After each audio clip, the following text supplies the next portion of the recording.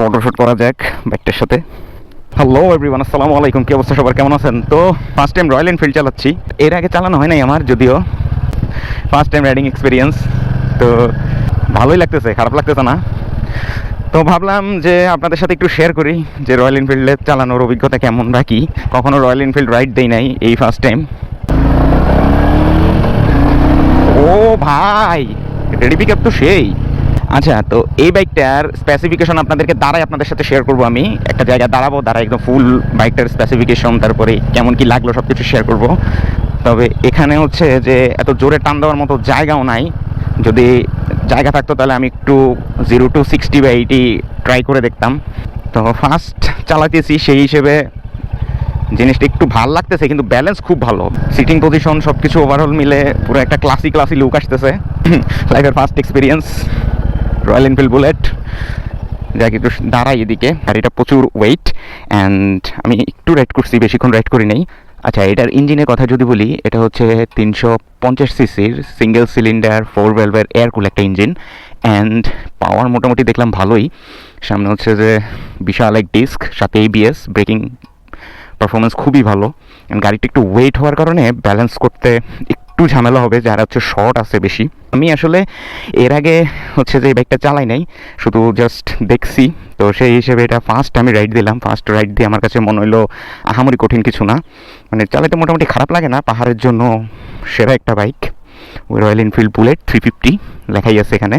আর আমি আপনাদেরকে আরও ভালোভাবে বলতে পারতাম বা ভালোভাবে সব কিছু বুঝাতে পারতাম যদি আমি এই বাইকটা কয়েকদিন চালাইতাম। বাট যেহেতু ফার্স্ট টাইম চালাচ্ছি, তো সেই হিসেবে ফার্স্ট টাইমে যতটুকু শেয়ার করা সম্ভব আর কি, অতটুকুই আপনাদের সাথে শেয়ার করব। এটা মানে লুকটাও খুব ক্লাসিক টাইপের একটা লুক, মানে হচ্ছে আগে যে ওই যে ইন্ডিয়ান মুভিগুলোর মধ্যে দেখতাম, খুব ক্লাসি টাইপের একটা ফিল দিবে আপনাকে। ইন্ডিকেটর, হেডলাইট, মানে খুব ক্লাসিক যাকে বললে। আর বাইকটা হচ্ছে যে একদম ব্ল্যাক কালার, তো আর ব্ল্যাক কালার বাইক আমার থেকে সেই ভালো লাগে। তো এই জন্য লুকটা অস্থির আসতেছে সামনে এবং পিছন থেকে। যদি পিছনের ভিউটা দেখাই, এই যে পিছনের ভিউ। সো ফার্স্ট ইমপ্রেশনের ভিডিও আসলে এত কিছু বলার মতো থাকে না বা এত কিছু জানানোর মতো থাকে না। আমি জাস্ট হচ্ছে একটা নর্মাল রাইড দিলাম। রাইড দিয়ে আমার কাছে আহামরি মানে কঠিন কিছু মনে হলো না যে অন্যান্য বাইক চালাইতে একরকম 350 সিসি চালাইতে নাকি কীরকম যেন হয়, ওরকম কোনো কিছুই না। জাস্ট নর্মাল বাইকের মতোই। জাস্ট এটা ইঞ্জিনটা একটু সিসি বেশি, ওগুলো একটু কম, আর এটা একটু ওয়েট।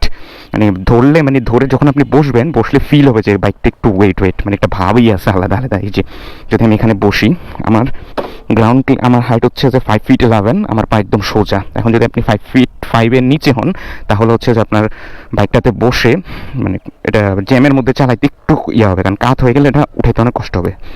আর আমার ইগনিশন সুইচটা ভালো লাগছে, মানে চাবির মতো। এদিকে হচ্ছে যে এটা ইঞ্জিন কাট অফ সুইচ, আর এটা হচ্ছে এই এটা ক্লিক করলে জাস্ট সেলফ দিয়ে স্টার্ট হয়ে যাচ্ছে। এই যে ভাইটার গাড়ি।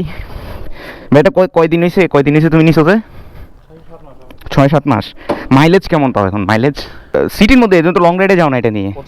25। আর ইঞ্জিন হিট কেমন হয়, যে মানে সিটির মধ্যে চালালে কি ইঞ্জিন বেশি হিট হয় এমন কিছু? ও আচ্ছা আচ্ছা আচ্ছা, বুঝতে পারছি।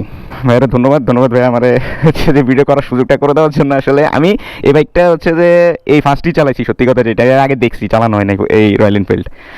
চালাই খারাপ লাগে না, ভালোই লাগছে।